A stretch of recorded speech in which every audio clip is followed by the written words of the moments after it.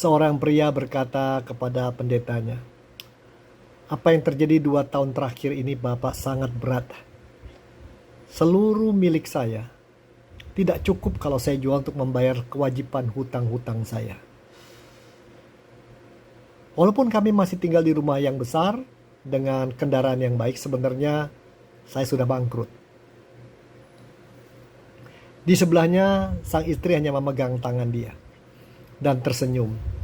Dan pendeta itu bertanya, bagaimana perasaan ibu dan bapak pada saat ini?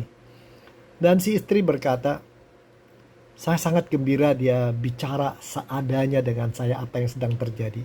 Buat saya selama dia sehat, saya sehat, kami masih saling sayang. Dulu juga kami tidak punya apa-apa. Kehilangan harta bukan akhir dari hidup katanya. Tapi kalau saya kehilangan dia dan cintanya pada saya.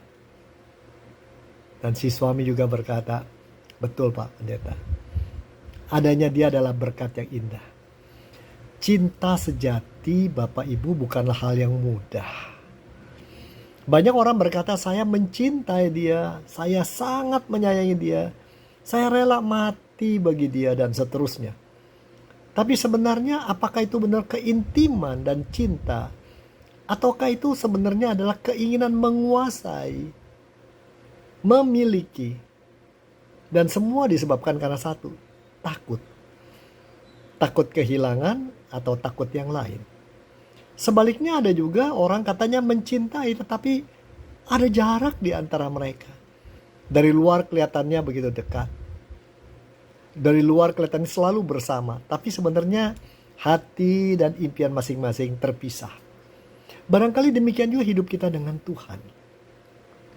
Ada orang berupaya berdoa, beribadah, ikuti aturan Tuhan, berikan ini dan itu, ikut melayani. Tapi sebenarnya hatinya tidak mau intim dengan Tuhan. Kenapa? Karena keintiman dengan Tuhan, keintiman dengan pasangan kadang-kadang menakutkan. Kalau intim berarti terbuka seluruhnya siapa diri kita. Tidak ada rahasia. Dan ada orang-orang yang takut dengan itu. Mereka tidak berani intim, menyampaikan cinta sesungguhnya. Maka mereka lakukan dengan melakukan ini dan itu. Bahkan kalau mencintai satu, dia mau menguasai, mengatur. Demikian juga orang kadang-kadang mencoba menguasai Tuhan dengan mendahulukan agamanya, kepercayaan, doktrin dia, tata cara dan lain-lain. Keintiman sesungguhnya tidak ada di sana. Tapi sebaliknya ada juga orang tidak mau intim dengan cara takut terlalu dekat, mengambil jarak yang jauh. Biarlah Tuhan ada di surga yang jauh di atas sana. Jangan Tuhan terlalu turut campur dalam hobi saya, relasi saya, pekerjaan saya, duit saya, dan seterusnya. Saudaraku, tapi kalau lihat apa yang Tuhan Yesus tawarkan kepada kita sebagai penebus dan juru selamat, marilah, datanglah. Ia akan memeluk kita ya, menerima kita sebagaimana adanya. Tidak usah berlebihan, tidak usah terlalu jauh, seadanya. Inilah kita dengan segala kekuatan dan kelemahan. Dan aku pun terus belajar mencintai Tuhan, mengasihi Tuhan. Akunya rindu memuliakan Tuhan. Tidak selalu aku bisa. Tidak selalu aku bebas dari kesalahan dan ketakutan.